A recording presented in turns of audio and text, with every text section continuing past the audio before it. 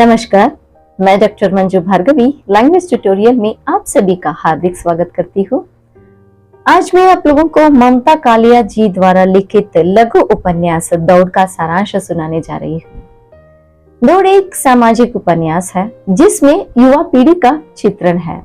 युवा पीढ़ी अपनी ग्रेजुएशन, करियर, इंक्रीमेंट, प्रमोशन आदि अंशों को ध्यान में रखकर उसके पीछे भाग दौड़ कर रहे हैं। रुपये के लालच में आकर वे लोग अपनापन खो रहे हैं, अपनी मातृभूमि को त्याग कर दूसरे प्रदेश में जाकर रहना शुरू किए हैं। अपने माता पिता, पूरे परिवार को वो लोग छोड़ रहे हैं और यहाँ पर मातृभूमि में उनके माता पिता वृद्ध होने के कारण बच्चों की याद में अकेले रहना शुरू किए हैं। कभी कभी उनका हालत यहाँ तक पहुंच गया है कि माता पिता के अंतिम संस्कार तक आने के लिए उन लोगों को फुर्सत नहीं है। इस तरह के सूक्ष्म विचारों को ध्यान में रखकर प्रस्तुत उपन्यास में युवा पीढ़ी का चित्रण किया गया है। उपन्यास में आने वाले प्रमुख पात्र है राकेश, एक आदर्शवादी पत्रकार, रेखा, राकेश की पत्नी अध्यापिका, पवन पांडे, राकेश और रेखा का बड़ा बेटा, सदन, राकेश और रेखा का छोटा बेटा, स्टेला, पवन की पत्नी। इसके अलावा उपन्यास में आने वाले गौण पात्र हैं अभिषेक शुक्ला, एक प्रतिष्ठित कंपनी का मैनेजर, पवन का मित्र, राजुल का पति, राजुल अभिषेक की पत्नी, Sharad Jain, boot polish company का मैनेजर, पवन का मित्र, किरीट देसाई, गुर्जर गैस कंपनी का कर्मचारी, अनुपम, गुर्जर गैस कंपनी का area manager, Rojvinder, India Lever company का कर्मचारी, पवन का मित्र, शिल्पा काबरा, पवन की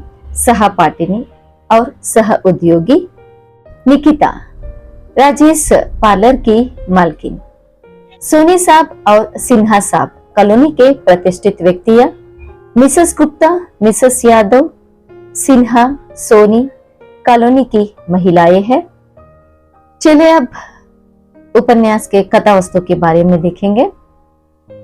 राकेश और रेखा आदर्श व्यक्तित्व को अपनाए हुए सरल व्यक्तित्व के थे।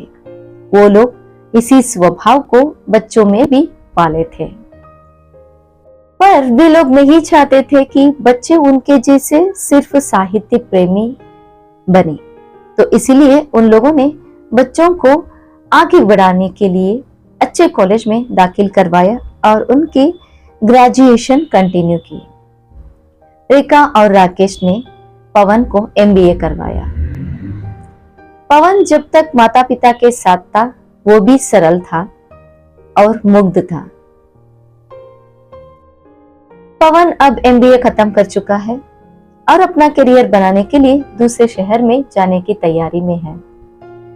पवन दूसरे शहर में जाकर नौकरी ढूंढता है और उसको अच्छी कंपनी में नौकरी लग जाती है।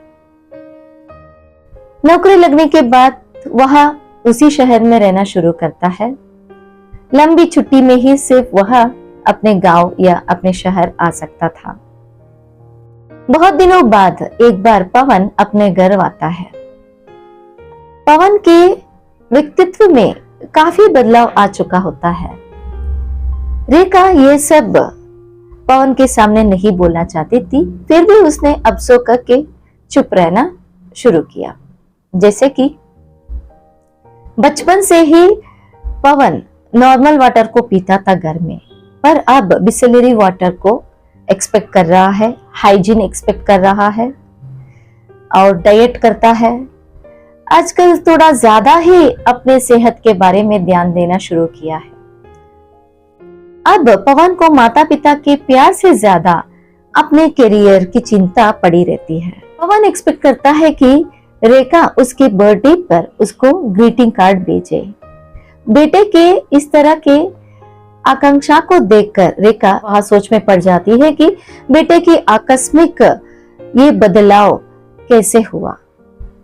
पवन शहर लौटने के बाद उसको समाचार भेजता है कि उसने स्टेला नाम की एक लड़की से प्यार किया और उसी से वह शादी करना चाहता है। जैसे ही शादी की तारीख पक्की होगी, वो माता पिता को इनवाइट करेगा और उन दोनों को जरूर पवन की शादी में आना है। पवन का इस आमंत्रण से रेखा स्तब्ध रह जाती है। रेखा भयभीत हो जाती है कि उसका बेटा उसके हाथ से छूटकर कहाँ गया, कैसे गया और इन सब का कारण कौन है। तो रेखा निर्धार करती है कि पवन के वहां जाएगी और वह देखना चाहती है कि पवन का इस बदलाव के कारण कौन है। रेखा जाने की तैयारी करती है और पवन के वहां चली जाती है। माँ को देखकर पवन भी खुश होता है और माँ को अपने साथ थोड़े दिन के लिए रखता है। रेखा पवन के वहां थोड़े दिन रहने के बाद पता हो जाता है कि पवन पर पूरा असर पाश्चात्य संस्कृति का पड़ चुका है। कारण पवन जिससे शादी करने वाला है, स्टेला नाम की लड़की से, वह विदेशी माता पिता की इकलौती संतान है और उसका पूरा असर, उसका पूरा प्रभाव पवन के ऊपर पड़ चुका है। इसलिए वह अपने व्यक्तित्व में बदल गया है। स्टेला के साथ पवन की शादी होना रेखा को पसंद नहीं था।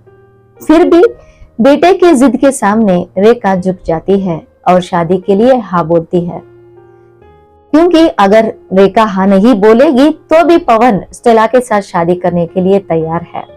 कारण स्टेला बहुत टैलेंटेड है और उसके टैलेंट के ऊपर पवन फिदा हो चुका है। पवन को ऐसा लग रहा है कि उसको करियर बनाने के लिए स्टेला से ही शादी करनी होगी। स्टेला के अलावा उसकी जिंदगी में और कोई लड़की आने के लिए काबिल ही नहीं है। पवन और स्टेला की शादी आश्रम में सरल मार्ग से हो जाता है। शादी होने के बाद रेखा पवन और स्टेला को अपने घर लेकर आती है। 2-3 दिन तो रेखा के जैसे ही उसकी बातों को मानकर स्टेला रहना शुरू करती है, पुरानी आदत पर लौटती है। थोड़े दिन होने के बाद पवन और स्टेला जाने की तैयारी करते हैं। पवन निर्धार सुनाता है कि पवन बिजनेस को आगे बढ़ाने के लिए एक शहर में बसने जा रहा है और स्टेला अपने बिजनेस को आगे बढ़ाने के लिए और एक शहर में बसने वाली है। पवन का यह निर्धार रेखा को पसंद नहीं आता है। कारण रेखा का मानना है कि शादी होने के बाद दंपतियों को साथ में रहना उचित है। दोनों को अलग रहना ही है तो उन लोगों ने शादी क्यों की। पर पवन माँ की बातों को मानने के लिए तैयार नहीं है, तो रेखा पवन की जिद के सामने झुक जाती है। जाने से पहले पवन रेखा के लिए कुछ पैसा देना चाहता है। कारण स्टेला और पवन थोड़े दिन रेखा के वहां रुके थे। उन दोनों के लिए रेखा ने बहुत सारे पैसे खर्च किए थे, तो वह अब वापस लौटाना चाहता था। बेटे का इस तरह का फिनेंशियली बात करना रेखा को पसंद नहीं आता है। तब वह पवन से पैसा न लेती हुई उसे विदा करती है। पवन के जाने के बाद रेखा और राकेश अकेले हो जाते हैं। अब सदन ही उन दोनों के लिए सब कुछ है। सदन भी स्वार्थी होकर अपने करियर को बनाने के लिए, अपनी ग्रेजुएशन को आगे बढ़ाने के लिए दूसरे शहर में जा पहुंचता है और वहां पॉलिटिक्स में भाग लेना शुरू करता है। माँ और पिता कितना भी इनकार करने से भी वहां वापस आने के लिए तैयार नहीं रहता है। एक तरफ पवन और स्टेला को रेखा और राकेश ने दूर कर लिया, दूसरी तरफ सदन को भी। अब रेखा और राकेश दोनों अकेले हो जाते हैं।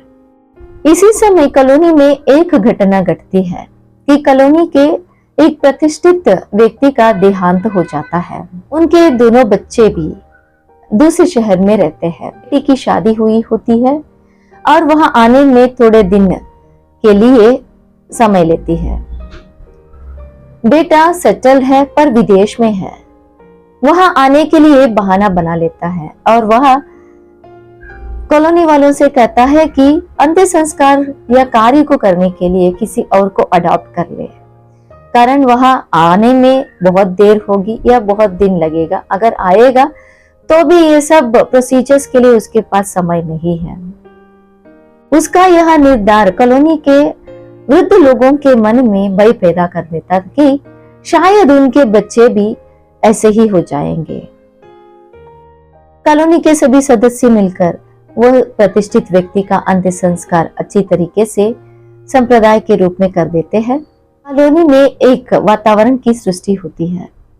सभी वृद्ध लोग अब सोच में पड़ जाते हैं, कारण सभी के घर में ट्रैवल करने के लिए कार था, बात करने के लिए टेलीफोन, मैसेज भेजने के लिए कंप्यूटर, ईमेल, सभी तरह की व्यवस्था और खाना पकाने के लिए मशीन, सभी के लिए फैसिलिटीज, पर उनके साथ तक बैठकर खाना खाने के लिए, उनके साथ बात करने के लिए उनके संतान उनके पास नहीं थे। उनके संतान एक भ्रम या माया के पीछे पड़े थे। वो दौड़ रहे थे अपने करियर बनाने के लिए जो नश्वर था, पर युवा पीढ़ी के मन में वो सब ख्याल कब क्यों आएगा। वो लोग सोचते थे कि अपने करियर बनाना है, कहीं अच्छी कंपनी में सेटल होना है, अच्छे तनख्वाह लाना है, तभी उनकी जिंदगी बच सकता है। वो माता पिता, परिवार इसके जैसे संबंधों के साथ जुड़े रहेंगे तो उनका करियर नहीं बना सकते हैं। इस तरह की भाग दौड़ में वो लोग दौड़ रहे थे। इसी का हृदय स्पर्शी चित्रण हमें प्रस्तुत उपन्यास में मिलता है और इसी के साथ लघु उपन्यास का अंत होता है। धन्यवाद।